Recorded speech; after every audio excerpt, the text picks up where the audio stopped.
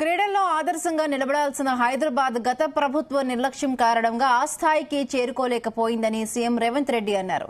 క్రీడలను ప్రోత్సహించేందుకు తమ ప్రభుత్వం ఒక్కో అడుగు ముందుకు వేస్తోందని చెప్పారు. తెలంగాణ యువతను క్రీడల వైపు మళ్లించేందుకు ప్రయత్నిస్తున్నామని సీఎం రేవంత్ రెడ్డి అన్నారు. ఒలింపిక్స్ ను హైదరాబాద్ లో నిర్వహించేలా అంతర్జాతీయ ప్రమాణాలతో స్టేడియంలను తీర్చిదిద్దుతామని కేంద్ర మంత్రికి తెలిపామన్నారు. గచ్చిబౌలి స్టేడియంలో ఎన్ఎండీసీ మారథాన్ ను సీఎం రేవంత్ రెడ్డి జెండా ఊపి ప్రారంభించారు.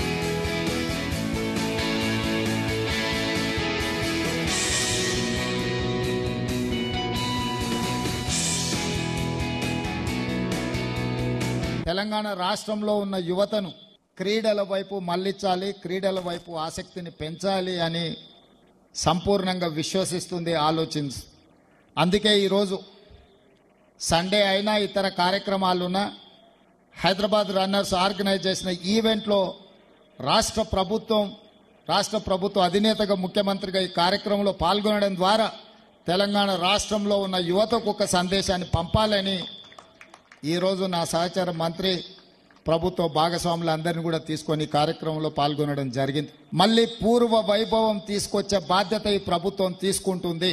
ఈ గచ్చిబౌలి స్టేడియం, ఈ స్పోర్ట్స్ విలేజ్ ను ఆ రోజు 25 సంవత్సరాల క్రితం నిర్మించి దూరదృష్టితో ఈ స్పోర్ట్స్ విలేజ్ ను ఆ రోజు నిర్మించడం జరిగింది. ఈ స్పోర్ట్స్ విలేజ్ ని 100% మళ్ళీ క్రీడా కార్యక్రమాలకే వినియోగించాలన్న ఆలోచన ఈ ప్రభుత్వం చేస్తున్నది.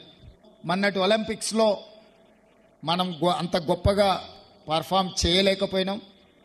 మళ్ళీ 2028లో ఒలింపిక్స్లో తెలంగాణ రాష్ట్రం నుంచే అత్యధికంగా మెడల్స్ సాధించాలన్న లక్ష్యంతో ఈరోజు తెలంగాణ రాష్ట్రం క్రీడల్ని ప్రోత్సహించాలన్న ఆలోచన చేసి ఈ మధ్యకాలంలోనే స్కిల్ ఇంప్రూవ్మెంట్ చేయాలి, డిగ్రీ పట్టాలు పొందితే ఉద్యోగాలు రావన్న ఆలోచనతోని యంగ్ ఇండియా స్కిల్స్ యూనివర్సిటీని తెలంగాణ రాష్ట్ర ప్రభుత్వం ప్రారంభించింది. తెలంగాణ రాష్ట్రంలో ఉన్న యువతను క్రీడల వైపు మళ్లించాలి, క్రీడల వైపు ఆసక్తిని పెంచాలి అని సంపూర్ణంగా విశ్వసిస్తుంది,